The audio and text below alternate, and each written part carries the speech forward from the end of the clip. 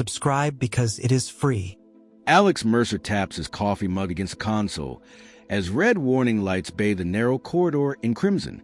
A million alien ships blot the star-studded sky beyond the viewport. His hands tremble. The maintenance wrench slips. He ducks, cursing. He reminds himself the blinking alert is just a wiring glitch, until alarm shatters calm and the comm array crackles.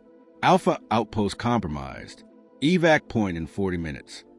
Alex fumbles with the ancient communication rig, then glances at a framed photo. His sister's grin frozen in time. A distant rumble shakes the floor. Coffee forgotten. He grips the wrench like a lifeline. A drone schemes past a window, its dark hull reflecting starlight. Alex whispers, "Welcome to the party," drags a maintenance bot into position, and programs it to broadcast jazz over the intercom. Muted saxophone riffs fill the air. Alex cracks a grin. If aliens hear music instead of panic, he can buy seconds.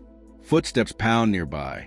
Alex darts into the life support junction and reroutes power from a damaged coolant pump to the main deflector. Sparks crackle. He mumbles an apology to the wiring harness, shoves the panel shut, and hears the hum steady. An alien scout bursts through a bulkhead, mandibles clicking. Alex dives behind an oxygen tank, wrench clenched. The scout emits a harsh screech. Alex rattles a tank and hits a button. The jazz track warps into distorted laughter loops. The scout tilts its head, uncertain. He slips past into a hallway, heart hammering. He activates the holographic emitter and selects a program. A dozen dancing human silhouettes cracking jokes about lost socks and malfunctioning robots. The scout glares, swipes an illusion, and staggers into the bulkhead, dazed. Alex pries open the engineering bay door and slams a crate against the latch. The room reeks of burnt circuitry and machine oil. 3 console terminals blink erratically. He plugs a datapad into a central port and downloads reactor schematics, scanning archaic symbols. Each second stretches. He hacks the targeting console, redirecting the orbital cannons aimed toward the incoming fleet. The display flickers, trajectory locked. He exhales. A siren wails, shields at 40%. Inventory scroll reveals a lone banana near a toolbox. He taps it thoughtfully, then flicks it onto the floor. The banana thuds. He smirks. It's absurd, but somehow fitting. A low rumble shakes the outpost. Through the viewport, alien vessels release fighter drones. Alex hits a switch. Solar panel mirrors pivot to catch the setting sun, reflecting blinding light into pursuing craft. Ghostly silhouettes skid across the lunar dust as drones veer off course. Alex slides a chipped coffee mug into his pocket and straightens his jacket. He's just a technician, but today he'll do what no one expects. As the first volley of lasers streaks the sky, he throws back his head and laughs. Alex wrestles with the orbital cannon's control panel, fingertips flying over antiquated buttons. Readouts flicker, power level spiking. He glances at the viewport as a squadron of alien fighters dives toward the outpost. Without hesitation, he yanks a lever. The cannon booms and a violet beam arcs into space, clipping the lead fighter mid-flight. The craft spirals in a shower of sparks, tumbling toward the lunar surface. Alex exhales, wiping sweat from his brow, but there's no time to celebrate. Footsteps echo in the corridor behind him. He pivots, wrench raised, to find an alien scout peering around the hatch.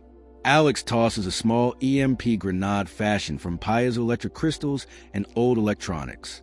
The blast detonates silently, sending a pulse through the scout's circuitry. It jerks and collapses like a marionette with cut strings. Alex smirks, prying the stunned alien's communicator from its suit. A quick adjustment reroutes hostile transmissions into a loop of his favorite jazz solos. Rushing to the central hallway, Alex jams a datapad into a comm relay. He keys a microphone. "Attention, all alien units. Enjoy this tune and please hold your fire." Static crackles back. Moments later, alien soldiers pause mid-stride, headphones flickering onto their heads as distorted sax riffs blast through their earpieces. In confusion, they clutch at their ears, stumbling over one another. Alex darts into the storage bay, grabs a coil of reinforced cable, and drags it to the main entrance. Outside, Dozens of hovercraft hover just above the dusty ground. He rigs a cable across the doorway and connects both ends to a live power conduit. One by one, aliens flood in, colliding with the electrified wire. Bright arcs jump, and aliens yelp as they're flung backward, their suits sparking like fireworks. Alex laughs as he ducks behind a crate, muttering, "Nothing like a little shock therapy." He races back to engineering, where the reactor is overheating. He swaps out a malfunctioning coolant valve with a spare he scavenged earlier. Steam hisses, and the temperature gauge stabilizes. He wipes soot from his face and glances at a blinking console. Life support failing. He reroutes auxiliary power from unused drill drones, restoring atmospheric circulation. The room's hum returns to normal, and Alex gives himself a curt nod. Down the hallway, Tinker the maintenance bot rolls up, hissing a distorted chime. Alex taps his interface. Time to bring in the big guns. On his command, Tinker opens a storage locker containing paint-filled canisters. Alex tips them into a homemade launcher. He steps onto a raised platform overlooking the courtyard. As alien forces regroup, he pulls the trigger. A burst of neon green goo arcs through the air, splattering across alien armor. The goo hardens instantly, trapping legs and arms. An alien commander traps its foot, swinging wildly before toppling into another clutch of troops. Alex chuckles, then climbs down to finish the job. He sneaks along a dim corridor toward the power grid hub. Alien reinforcements guard the entrance, but Alex's holographic projector is already humming. Dozens of dancing, laughing human avatars flicker to life, performing slapstick routines. Distracted, aliens step back to watch, jaws unhinge in bewilderment. Seizing the moment, Alex slips past them. At the grid hub, he hacks into the mainframe, overriding the shielding network. A brilliant pulse radiates out, disabling alien ship sensors within a 10-kilometer radius. Outside, human defense drones engage unopposed, tearing through alien fighters as if slicing through paper. Panting, Alex retreats to the control center as the alien fleet lurches into disarray. Ships collide, drones crash, and panic spreads through the ranks. He raises his mug in a mock toast to the chaos unfolding beyond the hull. Moments later, distant explosions rock the base. Alex rubs his temples, steels himself, and mutters, "Not bad for a coffee break," before sprinting to the next system breach. The battle rages, but human ingenuity has turned the tide. He sprints into the command hub as alarms whirl, hands trembling yet determined. Screens show Earth Defense Fleet breaking through layers of alien fighters, lasers slicing dark silhouettes. He glances at the gravity disruptor prototype cobbled from scrap coils and power converters. There's no time for tests. Plugging in power leads, he braces against a metal railing. The charge ignites with a hum that rattles his teeth. Sensors spike and gravity within the room wavers. A stray bolt of loose wiring lurches into his jacket, igniting a small spark that knocks him off balance.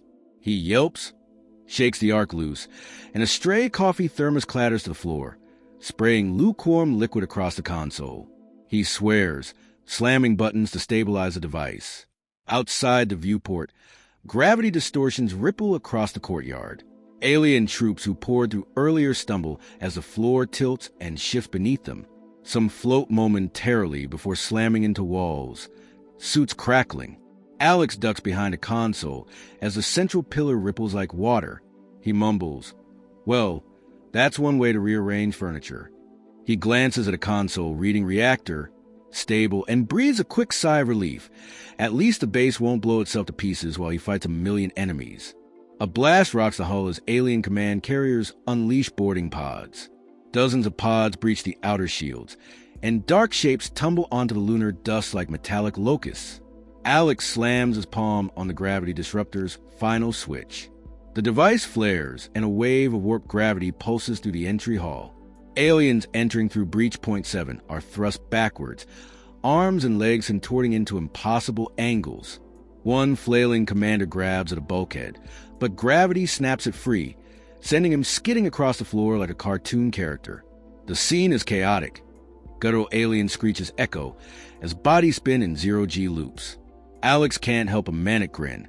His coffee-smeared face is smeared further as he wipes sweat and paint flecks from his brow. He hears a shout over the comm. Nia's voice, calm but urgent. "Alex, shields are holding but only barely. Earth's fleet is low on ammo. You need to disable their central targeting to buy more time." He dashes to a terminal labeled Enemy Comms Uplink, types furiously, and uploads a virus rigged to the alien cipher. A cascade of green text streams down the screen. Outside, alien motherships flicker as shields collapse for split seconds. Laser turrets mounted on human frigates carve jagged holes through alien hulls. Explosions bloom like cosmic flowers. A squad of elite alien troopers barges into the hub, weapons raised. Alex braces, grabbing a drop sidearm, an archaic plasma pistol untested in months. The first trooper raises its rifle. Alex fires. The blast misses, ricochets off the wall. He flips backward, sliding on a skid of loose circuitry. The troopers close in, clicking talons echoing on metal. Alex dives behind a console, presses a hidden switch. A burst of compressed air erupts from a floor vent, knocking them off balance. He leaps up, plasma pistol sputters, and one trooper collapses, shaken but not out. Alex rolls to the side, grabs a hefty wrench, and swings like a baseball bat. He cracks a skull plate, alien shrieks, and another trooper goes sprawling. He quips, "Hope you brought a helmet," as he jabs a wrench into a joint, bending the limb as a paperclip. Outside, the final volley from Earth's fleet rips through the mothership's bridge. The vessel lurches, tilts sideways, and then fragments detach, drifting silently against the star-studded void. The tremor reaches the outpost. Lights flicker. Alex straightens, gaze fixed on the viewport. He realizes only a handful of alien forces remain. He holsters a wrench, raises his coffee mug in a mock salute to the shattered sky. The gravity disruptor winds down with a soft hiss. Normal gravity returns. He exhales, muscles loosen, and mutters, "That was one hell of a Monday." Through the haze of smoke and dust, a delegation of alien engineers emerges, holding a white flag molded from spare servos. Alex holsters a plasma pistol and ambles forward, sipping coffee as he strides toward the stunned survivors, confident that one human just changed the trajectory of galactic history. Silence settles inside the hub as the last alien engineer kneels, circuits sparking, his eyes meeting Alex's. Alex lowers his plasma pistol, nods sharply. Outside, human warships stand guard while repair drones swarm the lunar dust, sealing ruptured modules. Alex stares through the viewport, landscape littered with wreckage and molten craters. He wipes soot and paint from his face and sips lukewarm coffee from the chipped mug in his pocket.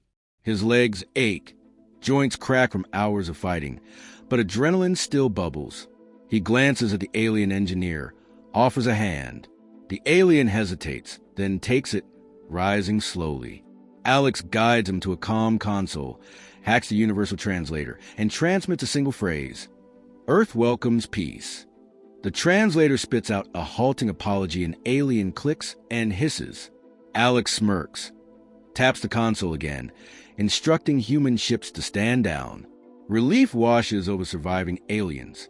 Over the comm, Nia announces shields restored, life support stable, Earth fleet retreating to orbit. Alex inhales deeply, sensing the magnitude. One human repelled a million-strong assault, and now a fragile piece flickers. He inspects the hub's consoles where sparks still drift from exposed wires. He kneels to cut power to the gravity disruptor, retrieving the prototype piece by piece. Each fragment is a trophy, testament to human creativity under duress. In the courtyard, human engineers unpack fresh supplies, greeting alien prisoners with cautious curiosity. Alex jogs outside, limbs heavy as stone. He steps on the cratered ground, soles crunching on lunar gravel. An officer approaches, salutes crisply, and offers a medal. Alex shakes his head, then raises his coffee mug toward Earth orbit, where a blue marble gleams. He toasts silently, remembering mornings sipping coffee at home. He laughs quietly. Now such debates seem trivial. An alien ship drifts nearby, solar panels damaged, hull scorched. Alex examines its design, fascinated by complex circuits. He beams a signal to Earth labs. "Collect everything." His voice catches. He knows joint research and shared technology began with conflict. He turns as the alien engineers stand beside him, gesturing toward a small garden pod powered by human hydroponics. Lush green leaves swirl in low gravity, tiny flowers blooming. The engineer extends a tentacle, brushing a leaf. Alex steps forward, prunes a wilting sprout, then hands the engineer a watering can. Alien clicks sound like laughter. Alex grins. Inside the hub, Nia compiles logs of tactics. Banana peel traps, goo grenades, gravity disruptor. She labels them human doctrine. Alex realizes these tales will inspire Earth's next generation. Children will reenact his stand. Teachers will narrate how one human combined humor and grit to safeguard a planet. He types a final entry. Lesson 1. Expect the unexpected.